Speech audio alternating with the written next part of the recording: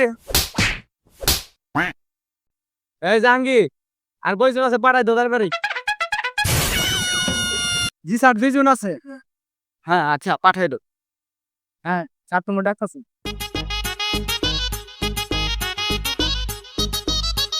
আসসালামু আলাইকুম স্যার। ওয়ালাইকুম আসসালাম, বসো।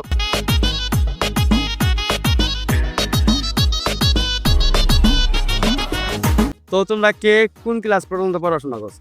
স্যার আমি ইন্টার পাস করছি। স্যার আমি 5 পাস করছি। তোমার সিভিটা দাও তো।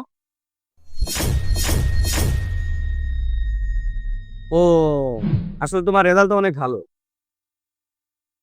এই ছেলে দেখি তোমার সিভিটা দাও তো।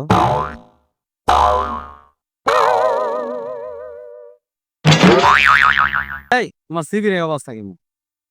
স্যার টাইম আমাদের রাখলাম তো এন্ডরে খাওয়া হয়েছে। তো এন্ডরে কেটে ফেলাইছে, তুমি একটা নতুন ফটো বের আনবা না? স্যার আমার কাছে তো টাকা ছিল না। ও আচ্ছা, তাহলে তোমার চাকরিটা কেন দরকার? আমার বিড়ি খাতে না, তার জন্য আমার চাকরিটা প্রয়োজন। এই তোর কেউ বিড়ি খাওয়ার জন্য চাকরি দিব? এই তোর বাসা কই? স্যার মেলান্দ দেওলাবাড়ি। এই তুমি কার ছেলে? তুমি কার সামনে এত কথা বল? কি করবো স্যার, নেশা উঠলে মাথা ঠিক থাকে না। আরে কি আসছে এখানে? এই নেশা গুলকে কে ঢুকেছে? এই ডাঙ্গির একে এখন বের করো। আমি বের করতেছি স্যার, বের করতেছি। দাদা এখানে স্যার মাফ করে দেবে আমাকে। আচ্ছা ঠিক আছে বসো। তুই এই ছেলে বলো তো, বৃষ্টি কাকে বলে? আকাশ থেকে যে ফুটা ফুটা পানি পড়ে তাকে বৃষ্টি বলে। এই ছেলে তুমি বলো তো, পরিবেশ কাকে বলে? পরিবার সবাই একসাথে ঘুরতে যাওয়াকে পরিবেশ বলে।